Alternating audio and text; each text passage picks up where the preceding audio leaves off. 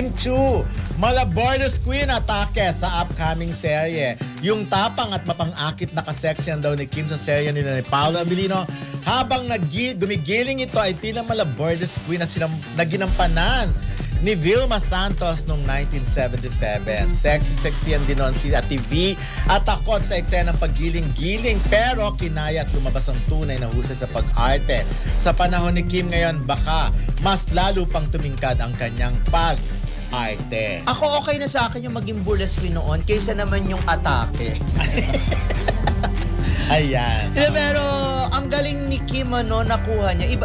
Iba yung atake, iba yung panahon kasi ni Vilma Santos. Iba kasi nun ganun-ganun lang yun, di ba? Ganun-ganun lang yun. Pero may pag-ganun-ganun yung mga ngayon kasi pa-wavy ng ganyan. Tsaka kailangan parang nang-aakit ka talaga eh. Hindi pwede yung sumasayaw-sayaw ka lang. At anyways, si Paolo naman ang kaharap niya. No?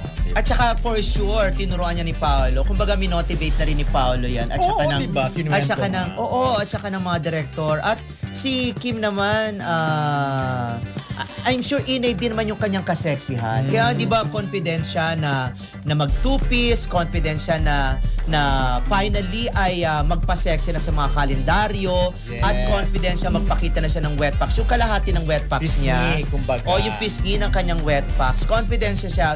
So ibig sabihin, ando doon na talaga yung sexiness niya. Ngayon, hindi pa lang ito na ibibigay, na isasalin sa isang teleserye na ngayon, finally na ngayon nagawa. At sana magkasunod-sunod ang mga sexy film ni Kim. Sexy. Hindi naman yung mga ganyan lang level. Yung mga sexy lang na mga medyo, hindi naman yung pang Viva Max, yung meron sa mga yung tipong mapangahas na yung kanyang mga role.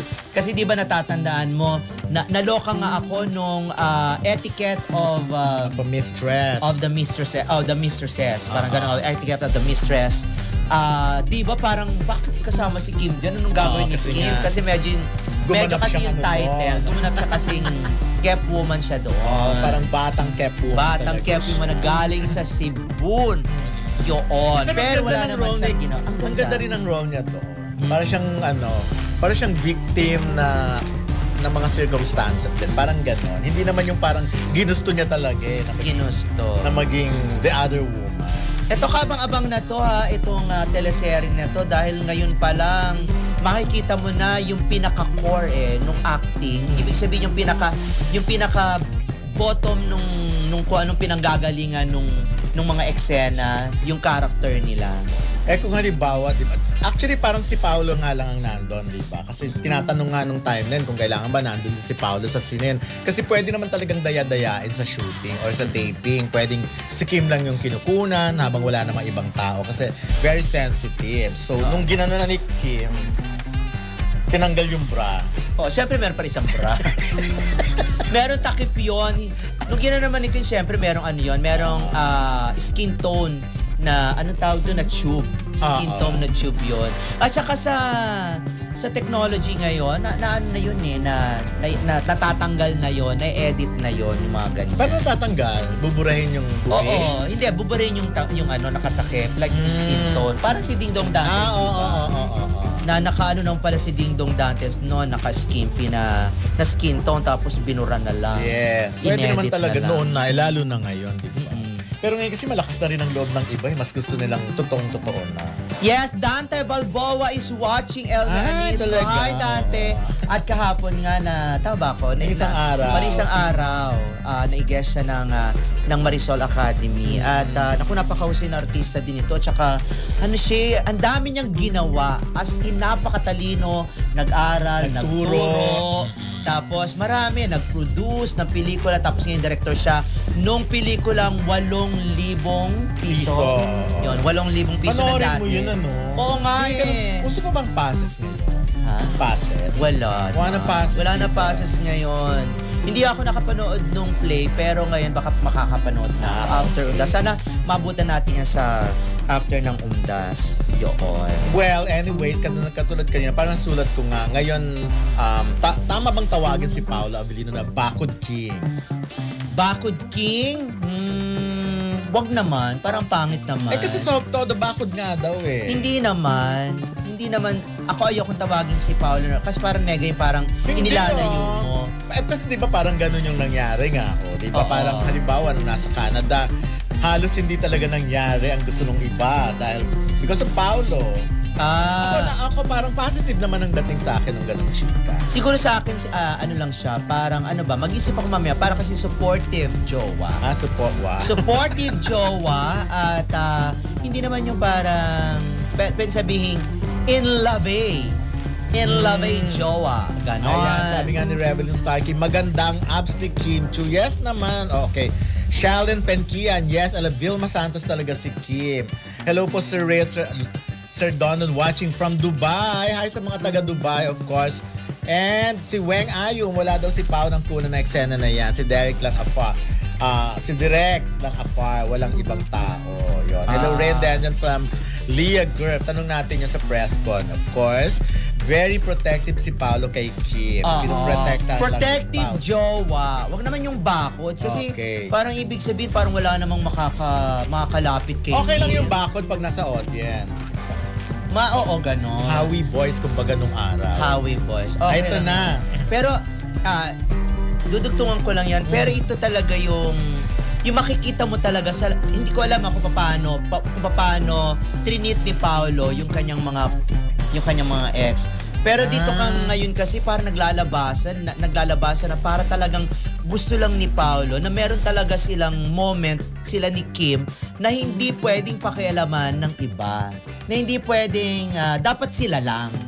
Parang so far sa pagkakatanda ko, ito yung well-publicized na relationship ni Paolo. Before, hindi masyado, kasi bata pa siya nung kay LJ, di ba? Tapos nauwi nga agad sa ganon, pero hindi nagkatuluyan. And then, yung mga sumunod naman, yung mga models, so, yung kay Casey lang ang natatandaan ko, pinuntahan niya sa abroad, tapos, pero at that time, parang ligaw-ligaw pa lang yung term nila eh. And then, hindi sa isang interview, parang inamin, di ba? And then, eto talaga yung minu-minuto pinag-uusapan. Correct. At maganda naman to para sa love team nila. At ang maganda kasi, walang nagninega. Walang nega, as in, kung may nagninega man, hindi ito mga solid. Kumbaga gusto lang talagang guluhin or inisin ang Kim Pao. Pero walang nega, lahat ay kinikilig, lahat ay approve. At hindi naman lang kinukontra ang ginagawa ni Paolo. Kahit yung mga kasamahan ni Kim, parang gino-joke lang siya. Pero sila, approve sila kung ano man ang klase ng pagmamahal na ibinibigay ni Paolo at treatment ni Paolo kay Kim. Ako, mas gusto ko ng ganon. Hindi, tsaka ito kasi yung pinaka, bukod sa well-publicized, ito yung pinaka maraming fandom talaga. Yung pinaka kumalat talaga. Ikaw ba, gusto mo ng ganong jowa? Ganong jowa na yung gano'n na dapat meron kayong oras, gano'n. Of course naman. Parang tipo may pupuntahan ka, tapos sinabi niya gano'n, Be, halika, kain tayo sa buffet. Ikaw magbayad. Parang ikaw yung nakaranas yan nung kailan lang. Hindi ka gumagastos? Hindi, ikaw ngayon nakaranas. Ganda-ganda mo naman. Ikaw ngayon nakaranas yan nung kailan lang, di ba? Ikaw yung umalis Ikaw yung may kasama rito sa office. By the way, abangan nyo nga pala ang jowa reveal ni Ray Pumalo. Wala akong jowa reveal. Kasi pag nagka-crave talaga ako naman yung nasusunod ko ano yung gusto kong kainin. Hindi naman sila. Hindi mo bahala kayo. Pinaka-Moraita. Moraita.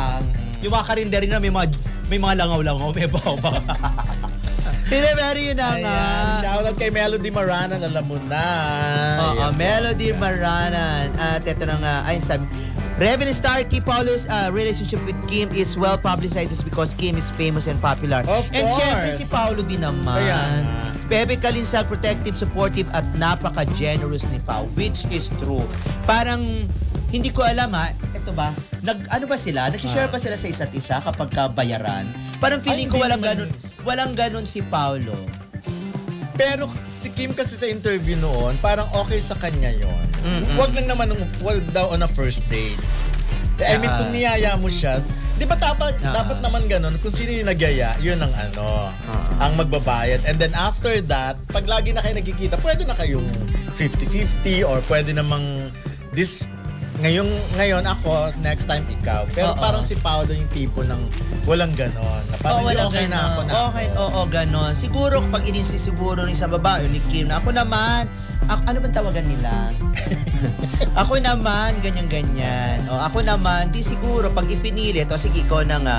Pero ito si Paolo, alam ko maano to eh. Hindi nga lang nakikita, pero sabi nga lang, generous nga daw. Which is siguro mapagbigay ng mga kung ano-ano to si Paolo.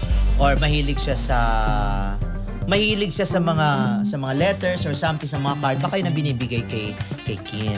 Isa na namang matapang at kakaibang transformation ang ipapakita ni Kim Chiu. Isang patunay ng kanyang pagiging versatile at fearless bilang artista. Sa loob ng maraming taon, nasaksihan ng publiko kung paano nag-evolve si Kim mula sa pagiging sweet girl next door tungo sa mas mature at daring roles.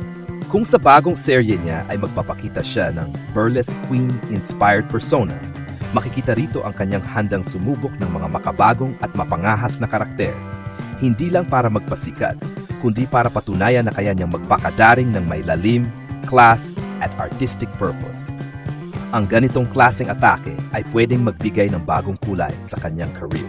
Maaring ito ang magbubukas ng panibagong yugto kung saan makita natin ang isang Kim Chiu na empowered, sensual, at confident sa sarili. Isa rin itong magandang paraan para ipakita sa mga kababaihan na ang pagiging bold ay hindi kailangang bastos.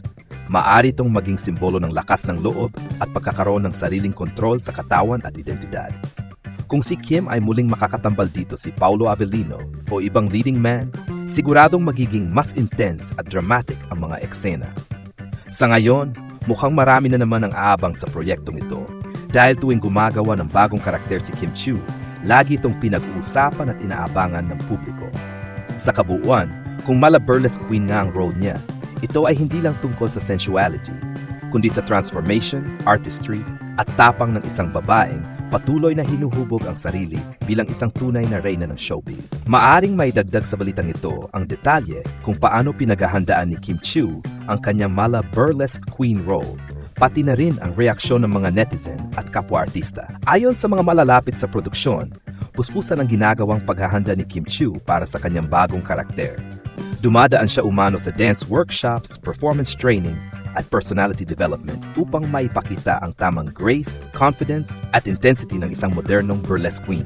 Bukod dito, marami ring fans ang nagpahayag ng excitement sa social media. Ayon sa kanila, panahon na raw para ipakita ni Kim ang isang mas daring at empowered na imahe, isang anyo ng paglabas sa comfort zone na nagpapatunay ng kanyang maturity bilang artista. Close quote. Open quote. May mga co-stars at kapwa-actress din na nagpuri sa kanyang dedikasyon at sinabing hindi lang katawan kundi puso at isip ang inihahanda ni Kim sa bawat role na ginagampanan niya. Ang ganitong dagdag na detalye ay magbibigay ng mas malalim na konteksto sa balita. Hindi lang basta sexy o mala-burlesque, kundi isang symbolic and artistic transformation na nagpapakita ng kanyang pag-unlad bilang performer. Ang bagong karakter ni Kim Chiu bilang mala-burlesque queen ay isang matapang na hakbang na muling nagpapatunay kung gaano siya kahusay at kalakas bilang isang artista. Sa industriyang puno ng kompetisyon at mabilis na pagbabago, kakaunti lang ang mga artistang handang lumabas sa kanilang comfort zone at si Kim ay isa sa mga natatanging halimbawa nito. Matagal na siyang kinikilala bilang Chinita Princess ng Philippine showbiz, masayahin, wholesome, at palaging may positibong imahe. Kaya't kung totoo nga nasusubok siya ng isang mas daring, mas sensual, at mas intense na papel, ito ay hindi lamang para magpasabog ng atensyon, kundi para patunayan na siya ay isang versatile actress na kayang magpatawid ng emosyon at kwento sa kahit anong uri ng karakter. Ang pagiging mala-burlesque queen ay hindi lang tungkol sa kaseksihan. Isa itong art form na nangangailangan ng disiplina, confidence, at deep emotional connection sa audience. Kung ito ang magiging tema ng kanyang bagong serye, siguradong maraming manonood ang mamamangha sa bago at kakaibang Kim Chiu na mas malalim, mas matapang, at mas makapangyarihan sa pagganap. Bukod pa rito, makikita rin dito ang pag-evolve ni Kim bilang isang babaeng artista. Hindi na lang basta iniidolo, kundi inspirasyon ng empowerment. Ipinapakita niya na ang pagiging babae ay hindi dapat ikahon sa imahe ng pagiging mahinhin o palaging safe.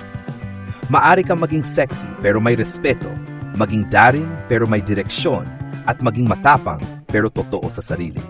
Sa panahong ito ng modernong showbiz, kung saan ang mga babae ay patuloy na lumalaban para sa mas malaking representasyon, ang hakbang ni Kim ay maituturing na simbolo ng pagbabago at tapang. Isa itong pahayag na handa siyang tumindig bilang isang actress na hindi lang umaarte, kundi nagsasalita sa pamamagitan ng kanyang sining. Sa kabuuan, kung ano man ang magiging resulta ng kanyang mala burlesque queen role, siguradong ito ay magiging makasaysayan sa kanyang karera. Isa itong patunay na si Kim Chiu ay hindi natatakot na muling tukuyin kung sino siya, isang tunay na reyna, hindi lang sa telebisyon, kundi sa puso ng kanyang mga tagahanga. Ang masasabi ko sa balitang, Kim Chiu mala burlesque queen ang atake sa upcoming serye, ay isa itong nakakapanabik at kahanga-hangang direksyon para sa career ni Kim Chiu. Sa tagal na niya sa industriya, ipinapakita niyang hindi siya natatakot sumubok ng bago at kakaibang papel. At dito makikita ang kanyang dedikasyon at pagmamahal sa kanyang sining bilang actress. Hindi madali para sa established artist na baguhin ang imahe na minahal ng publiko. Ngunit sa bawat proyekto, pinapatunayan ni Kim na siya ay handang mag-evolve, mag-transform, at magpakatotoo. Kung ang kanyang bagong karakter ay may tema ng burlesque na kilala bilang kombinasyon ng art, performance, at sensuality, siguradong magiging isang powerful statement ito tungkol sa empowerment ng kababaihan at sa kahusayan ng modernong Pilipinong aktres. Makita rin dito na si Kim ay hindi lamang umaarte para magpasikat, siya ay gumagawa ng kwento na may lalim at mensahe. Ipinapakita niyang ang pagiging mala burlesque queen ay hindi lang tungkol sa kasuotan o sayaw, kundi tungkol sa pagpapahayag ng tapang, kumpiyansa at pagkakakilanlan. Kaya masasabi ko, kung ito nga ang bagong atake ni Kim Chiu sa kanyang serye, isa itong matapang, makabagaw at makabuluhang hakbang. Isa siyang patunay na ang tunay na artista ay patuloy na lumalago, handang sumabak sa mga challenging na role para maipakita sa publiko na ang talento ay walang limitasyon, basta may puso at dedikasyon sa ginagawa.